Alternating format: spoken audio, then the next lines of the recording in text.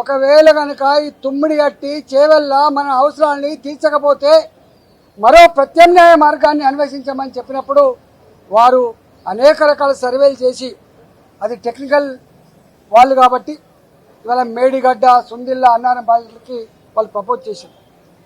ఆనాడు ఆ project cost 63,000 కోట్లు అని చెప్పి వాళ్ళు అంచనా వేశారు. ఆ తదుపరి అనేక పరిణామాలు, అనేక జిల్లాల్లో వచ్చిన డిమాండ్లు, ఇంకా అనేక కొత్త కొత్త ఏరియాకు నీళ్ళు ఇవ్వాలన్నటువంటి రైతుల ఆక్రందనలు, ఉన్న ఇరిగేటెడ్ ఏరియాకు స్టెబిలైజ్ చేయాలన్నటువంటి నిర్ణయాలు, అనేక రకాల నిర్ణయాల వల్ల అది 82,000 కోట్లకు పోయినమాట వాస్తవం. ఆ తదుపరి ఏం జరిగింది మాకు సంబంధం లేదు. ఇక్కడ మమ్మల్ని అడిగిన ప్రశ్న ఏంటంటే, మీరు ఆర్థిక మంత్రిగా ఉన్నారు కదా, ఈ డిజైన్లతో, ఈ కన్స్ట్రక్షన్తో, ఈ టెక్నికల్ ఆస్పెక్ట్తో మీకు సంబంధం ఉందా అని చెప్పి అడిగినారు. మాకు ఏమీ సంబంధం ఉండదు.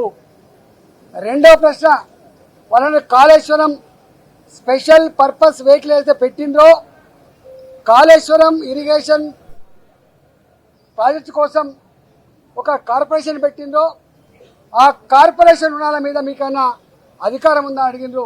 కానీ కార్పొరేషన్ మీద ఆర్థిక డిపార్ట్మెంట్కి, ఆర్థిక మంత్రికి ఏం సంబంధం లేదు. వాళ్ళు ఆనాడు ప్రాజెక్ట్ రిపోర్టు బ్యాంకులో సబ్మిట్ చేసిండ్రు, డబ్బులు తెచ్చుకున్నారు, వాళ్ళే ఖర్చు పెట్టుకుని తప్ప మాకు సంబంధం లేదు. అసలు ఒక్క మాటలో చెప్పాలంటే ఇరిగేషన్ డిపార్ట్మెంట్కు తోడుగా అనుబంధంగా వాళ్ళ దగ్గరనే ఒక అకౌంట్ డిపార్ట్మెంట్ ఉంటుంది, దానికి ఒక ఆడిట్ డిపార్ట్మెంట్ కూడా ఉంటుంది.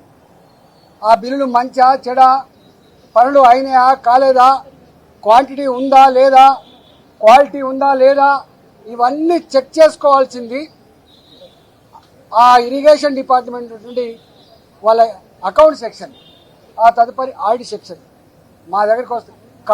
కాళేశ్వరం కార్పొరేషన్ కింద ఏ డబ్బులైతే ఉండనో వాళ్ళే నేరుగా పే చేసుకున్నారు, మాకు సంబంధం లేదు. బడ్జెట్ అలొకేటెడ్ డబ్బు అయితే ఉందో మా దగ్గర అలొకేటెడ్ డబ్బు ఉంటే తప్పకుండా దాని ప్రకారం బిల్లు పే చేస్తాం తప్ప దాని వాల్యూస్తో కానీ వాటితో మాకు ఏం సంబంధం లేదని చెప్పి కరాఖండిగా చెప్పడం జరిగింది.